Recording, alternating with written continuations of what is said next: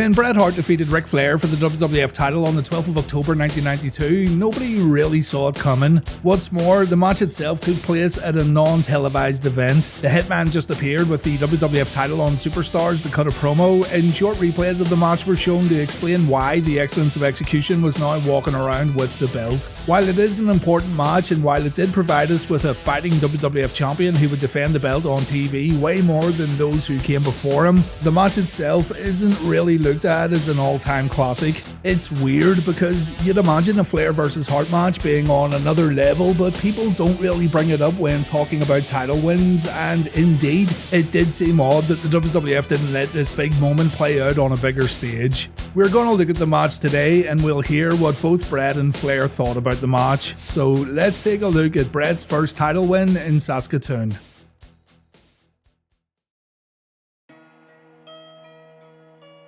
I don't want to put too much into the steroid trial today and Vince's desire to put extra focus on smaller guys in his company, because I want to keep the majority of this video focused on the actual Flair vs Hart match, but it's something that does need to get brought up to understand why Bret got this opportunity. The Hitman had been a good Intercontinental Champion in 1992 up until SummerSlam in Wembley. His performance against the British Bulldog was on another level, with Bret carrying Davey through the match from bell to bell. Vince obviously saw the potential in Bret as a main eventer, and seeing as Hogan had disappeared, Warrior was on the verge of self-destructing once again, and Vince was envisioning Randy Savage moving away from the ring, the chairman didn't really have many big main eventers at his disposal. On top of this, McMahon wanted to steer away from big jacked up dudes dominating his TV shows. Prior to being indicted, Vince McMahon shut down the World Bodybuilding Federation while also trying to put focus on smaller, more athletic superstars in WWF,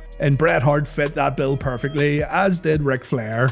I think it's unfair to say that Bret only got the championship opportunity due to McMahon's legal troubles though. Hart had some excellent pay-per-view matches in 1991 and 1992, his popularity had been growing at a ridiculous rate, and a change was needed anyway, seeing as the usual main eventers had begun showing diminishing returns in terms of their overall popularity. But with that being said, the steroid trial just can't be ignored either. Bret Hart sure didn't ignore it. The Hitman wrote in his book, "When I thought about myself and steroids, it occurred to me that all the commotion might actually benefit me. Compared to the rest of them, I was relatively clean." The WWF was also losing popularity with American audiences, whereas overseas, the company was still white hot. Bret Hart was a fan favourite in America, but in Europe he had megastar status. So the WWF were going to focus a little more on their international endeavours to try and offset their recent bad business in America, with Bret Hart leading the way, at least for a while.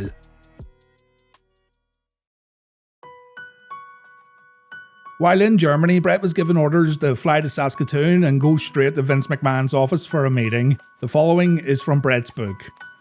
After a few minutes, the door opened and out came Flair, who turned around and shook Vince's hand in the doorway. Neither of them saw me waiting at the other end of the hall as Flair briskly walked away in the other direction. Then Vince turned and saw me and waved me over. He shut the door behind us, and I could detect neither good nor bad as I tried to read his face. He took his seat, tenting his fingers as he looked at me.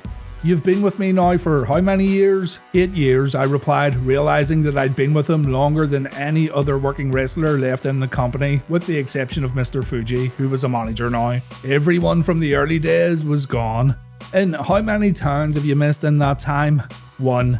Vince praised me for my dedication, then he said, "I've done everything I could think of, put the tag belts on you and the Intercontinental belt, and I finally reached the point where I don't know what else to do with you." I wondered if this cold-hearted son of a bitch was actually firing me the very same day that he was supposed to be flying my dad up to be in my corner. I envisioned trying to explain all this to Stu. The blood going to my heart began to churn thick as mud, when suddenly Vince broke into that goofy grin and said, "So that's why I've decided to put the world belt on you tonight." Dead silence. I simply couldn't grasp what he just said. "Hell, aren't you gonna smile or something?" He laughed that famous Vince McMahon yuck yuck yuck. I promised him I wouldn't let him down. He said he wasn't worried about that. All I had to do was keep on being the best worker in the business and he'd take care of the rest. Nothing's ever written in stone, but my plans are to keep the belt with you for at least a year. Congratulations, Bret. Bret said he was in total shock as he shook Vince's hand. He phoned his wife and he told her to bring the kids to the arena for the big match. He called his mom and dad and he said all the boys got word of the upcoming title win backstage and they all lined up to congratulate him. Vince told Bret that Flair was fine with dropping the belt to him and Ric said it would be an honour. So it's a pretty big night for the Hitman, no doubt about it. So why did the title change happen at a random show in Saskatoon and why was the belt abruptly taken from Ric Flair? Well, Ric said it was due to health concerns, an issue with his inner ear which was causing some serious problems. Ric said, "The Ultimate Warrior dropped me on my head with a vertical suplex and I got that inner ear thing. When I went to the floor, I rolled up, went to get up and fell down. I went to get up again and I fell down. I thought I was having a stroke or something. What it was is I broke a little chip off in my ear canal. In a way, that's like oil. The chip goes back and forth. It lasted for 6 months. I went to the Mayo Clinic, Duke, everywhere with my dad, plus my dad being a physician, and it just didn't heal. I called Vince and he said, get to Calgary. The reason why the match was so bad was because I had no equilibrium. The match sucked. I've never had a chance to tell the story publicly, but I had no equilibrium. I went home for 6 months after that. Bret gave me a backdrop. I had to lay there for a minute and I just couldn't get up. I had to collect myself. I had that for 6 months and then one day I woke up and it was gone.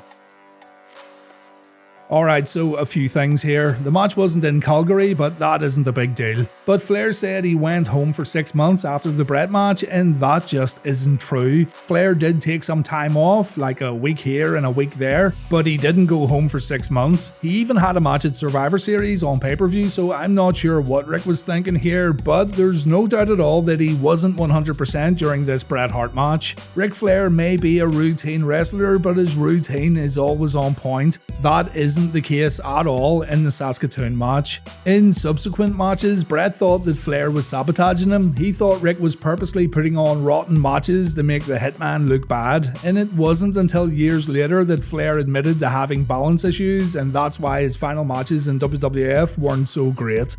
The injury actually explains a lot. Vince probably didn't want to put the match on TV due to Flair not being where he needed to be. The title change had to happen quickly because Vince's main champion was dealing with an issue that affected his in-ring performances. And seeing as Bret was gaining a ton of momentum and he had proven himself as a reliable Intercontinental Champion, then it kinda made sense to give Bret a run and see what comes of it. The thing is, with all this information in mind, we don't know what goes through Vince McMahon's head at the best of times. What we tend to do is gather pieces of a puzzle and try to put it together in order to determine why certain things happen. And what I've explained so far is what many people have gone with because it's the most logical explanation. There could be other things going on that we aren't privy to. McMahon works in mysterious ways. But what we do know is that the decision was made extremely fast and Flair was dealing with health issues.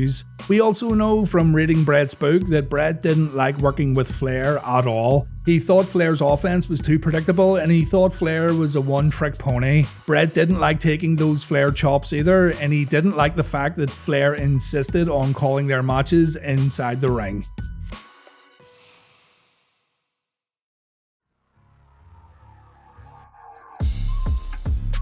To see the full match, folks had to wait for a videotape release. Flair vs Hart was featured on the Smack 'em Whack 'em tape, and yes, the name of that video is hilarious. Clips of the ending were replayed quite a bit on TV and pay-per-view, but the full match, from bell to bell, wasn't seen until that video got released. What's more, the tape was released after Bret lost the championship at WrestleMania 9. The two legends make their way to the ring with Bret getting a better reaction than the Nature Boy. Mr. Perfect's here with Slick Rick, and the match begins with a very long feeling out process that again makes more sense after learning about Flair's balance issues. As a matter of fact, loads of this match makes sense after learning that Flair wasn't 100%. He actually said he felt around 20% when this match took place. Flair overpowers Bret and Hebner has to get in between the wrestlers to break things up. The Nature Boy then applies a side headlock. A headlock takedown brings Bret to the mat, and when the two get up, Bret moves into a hammerlock and Flair gets a break at the ring ropes.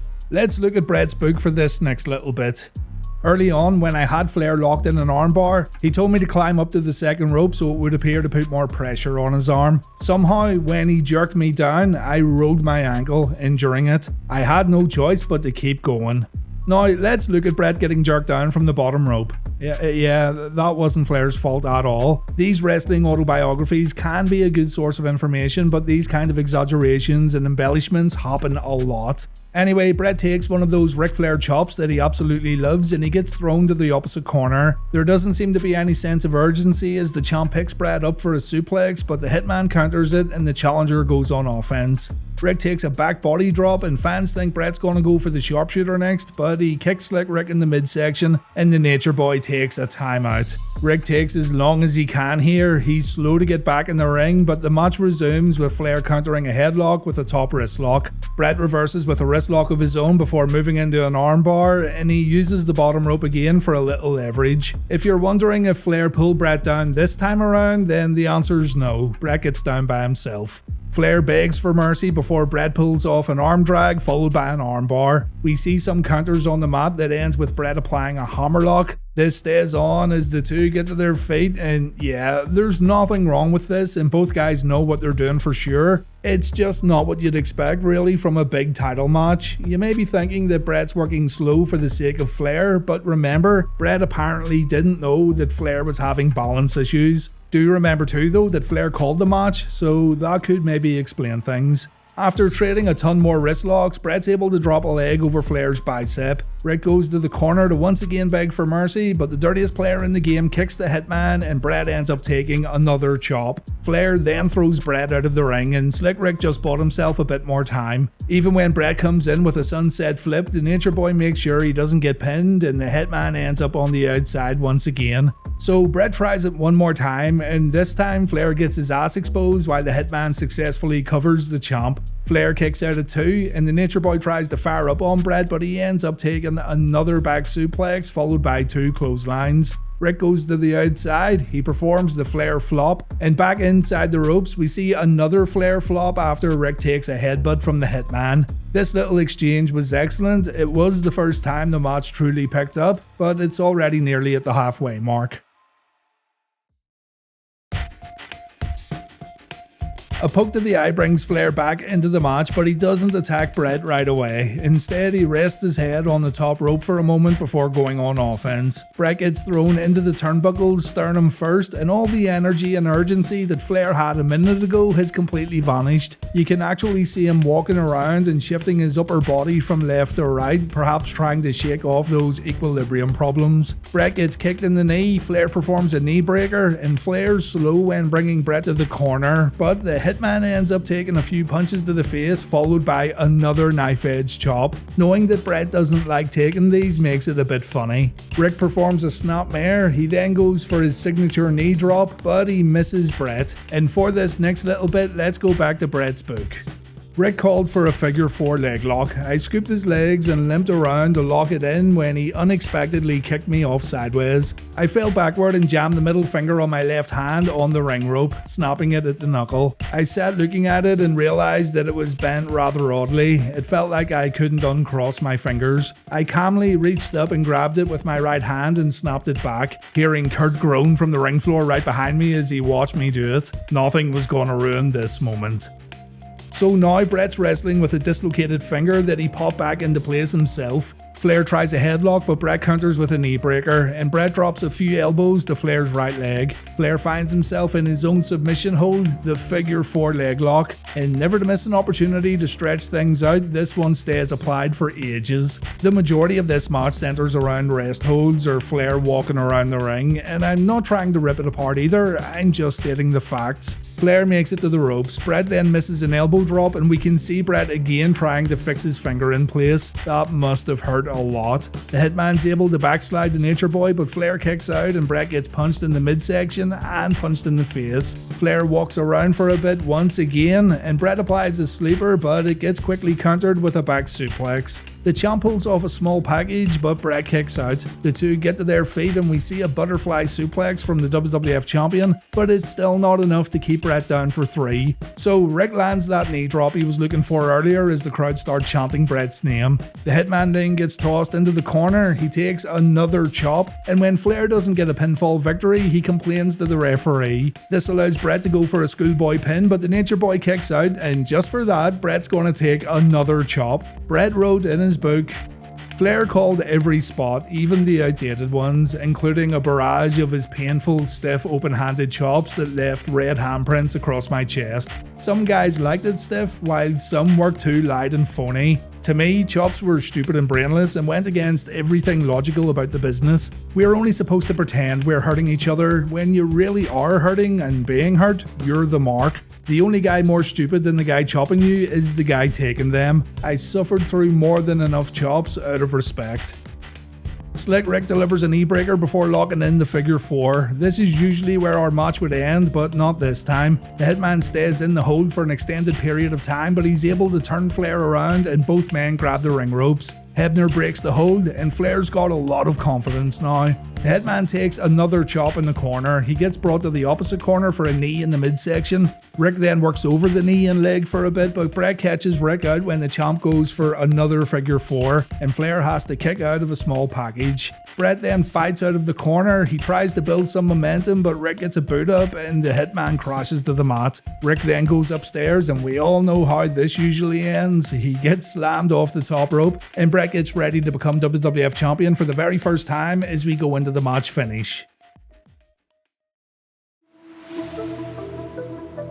Flair takes another backdrop before Bret begins playing his greatest hits. We see the Russian leg sweep, we see the backbreaker. Bret then jumps from the second rope with an elbow drop, and the Hitman then hits the Nature Boy with a suplex. Rick begs for mercy on the mat. He wants Bret to show a little compassion, but as expected, this was all a ploy, and Rick hits Bret with another chop. This time though, Bret doesn't sell it. Flair looks a little worried as Bret invites him to chop him again. Bret takes all Flair's got to give before exploding out of the corner with right hands, and then Bret sets the champ up for a superplex. Once Bret delivers the move, he applies his finisher, the sharpshooter, and fans think that Mr. Perfect's going to throw a spanner in the works here, but no. Perfect gets down off the ring apron, and Ric Flair submits. Bret the Hitman Hart becomes WWF Champion for the very first time, and when you see the celebration, you think that the ends definitely justify the means. There seemed to be a lot that went into this match in terms of what went on backstage, and the reasons behind Bret's title win may not have been very traditional, but Bret holding the championship for the first time is an absolute moment in WWF history, and even if the match wasn't all that good, it's still worth sitting through just to see this ending. By the way, this is all personal opinion. I know that most of you guys know this by now, but you may enjoy this match more than I do, and that's all good. I honestly think their sold out 1998 match in WCW was better than this, but there's no denying that the last few moments are brilliant. The post-match celebration's great as the Hitman finally reaches the top of the WWF mountain.